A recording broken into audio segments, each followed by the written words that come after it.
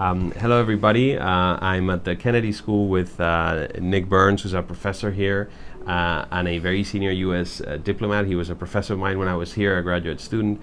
And you were a great student. Thank you.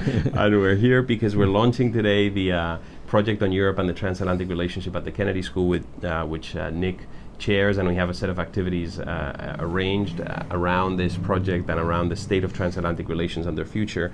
And I'm very lucky to have you here and to have been able to steal 5 minutes out of Nick's schedule.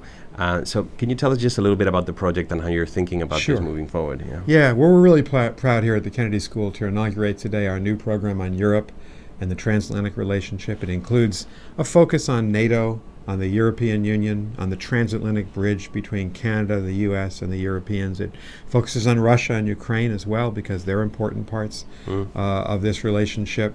And essentially, we want to rebuild at the Kennedy School our ability to teach in this area. We want to add a professorship, a senior person, we hope, a specialist on Europe. We have the Pierre Keller Visiting Professorship. We want to expand the number of our courses. We want scholarships, more scholarships for European students to study at Harvard.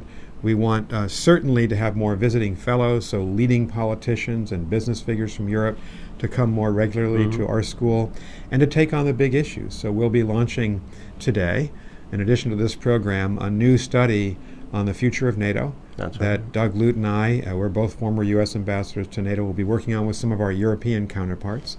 We're also going to be announcing today a conference, a dual conference, at Versailles in Paris in May 2019, at Harvard in October 2019, to look at the impact of the end of the First World War and the Versailles Conference 100 years later. Most importantly is our relationship with Spain, and with the IE, and with your graduate school, and the Rafael del Pino Foundation. And we're very excited now to launch an annual conference that would bring Europeans and Americans together to talk about this big relationship this year. That's June 6 to 8, we'll be in Madrid and Segovia, because you've made it happen. Thank you very much. Thank you, Nick. And why now? Why do you think now is the right time to do this? Is it because the transatlantic relationship seems to be much more questioned than ever? Is it just the changing geopolitics of the world and the changing international architecture? Why is this urgent now? I think there's a crisis in the transatlantic relationship. Putin has caused the crisis by his invasion of Crimea and Georgia, by his cyber attacks against all of our elections in Europe and in North America. Certainly, there's a crisis of democracy. How do we make democracies work better? Democracies are being eroded, maybe by the cacophony of social media, possibly or most certainly by the anti-democratic populists in Europe and the United States, who seek to overturn the democratic way of life. And let's face it, Donald Trump has been the most ambivalent president towards NATO. He's been outright hostile towards the European Union. I want America to be fully embracing our allies in Europe and our friends in the European Union and in NATO. And so I think for all those reasons, we've got to lift this relationship up.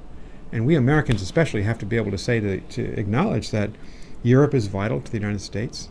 Europe's our leading trade partner, our leading investor, and the greatest number of American allies in the world. So the NATO and the EU, that's our rock foundation of the Western alliance. Let me ask you a final question on Trump. How structural do you think Trump's foreign policy towards Europe is? Do you think there's something truly structural to this that will survive Trump, or do you think this is very particular to this administration? I think it's probably particular to this administration, and I hope very much that, Jim Mattis is an internationalist, our Secretary of Defense. I hope Mike Pompeo will be. He's soon to be confirmed as Secretary of State.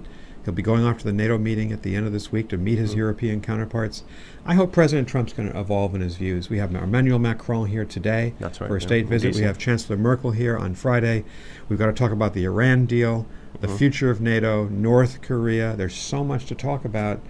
We at Harvard want to be part of that conversation. We want our students to be immersed in this. Wonderful. Well, Nick, thanks a lot for your time. And I, for one, I'm thrilled. I'm thrilled to be involved in all of this. And thank you all for listening. And there'll be more news and updates on the things we do in this space, both here and on the other side of the Atlantic. So thank you. Thanks. Thank you. Bye-bye. Gracias.